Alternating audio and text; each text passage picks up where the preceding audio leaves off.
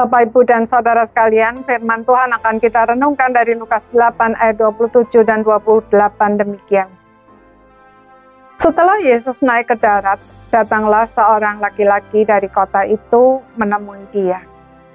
Orang itu dirasuki oleh setan-setan dan sudah lama ia tidak berpakaian dan tidak tinggal dalam rumah, tetapi dalam pekuburan.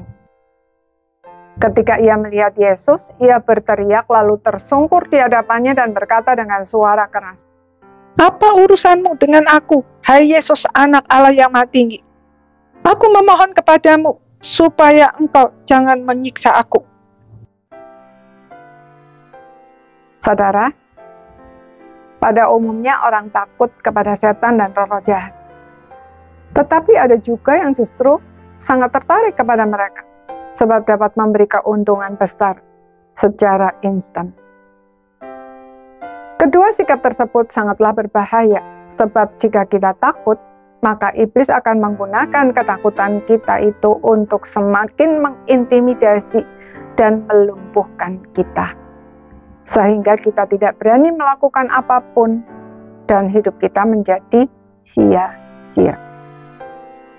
Sebaliknya, ketertarikan kita kepada mereka bisa menjadi jalan untuk menipu, menjerat, dan akhirnya membelenggu kita.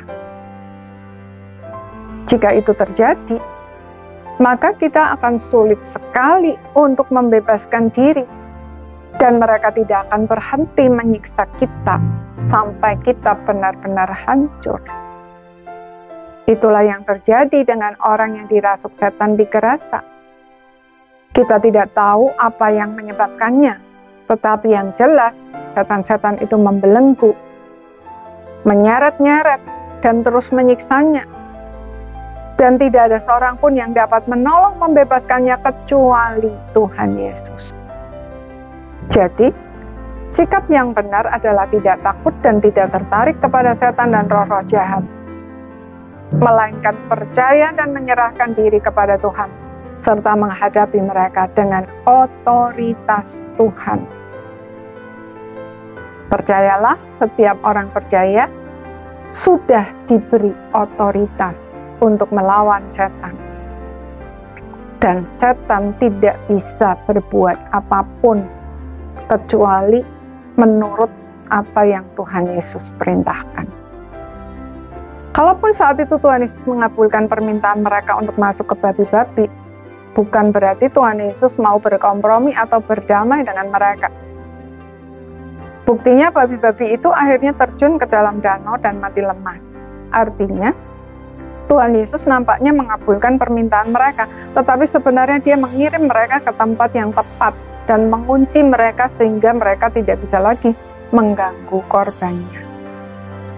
Selain itu, dengan semua yang Dia lakukan, Tuhan Yesus menunjukkan kepada kita bahwa Dia sangat-sangat menghargai manusia, saudara dan saya, lebih dari apapun. Jangankan mengorbankan babi, mati untuk kita pun Dia rela. Saudara, Tuhan sudah memberikan kepada kita otoritas untuk mengalahkan setan dan roh-roh jahat. Jadi mengapa kita harus takut? Dia juga sudah memberikan segalanya termasuk dirinya sendiri bagi kita.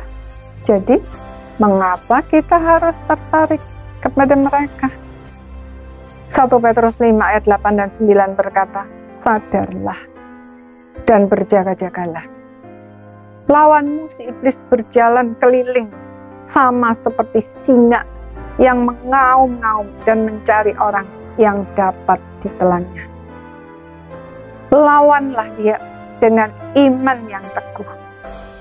Sebab kamu tahu bahwa semua saudaramu di seluruh dunia menanggung penderitaan yang sama." Amin.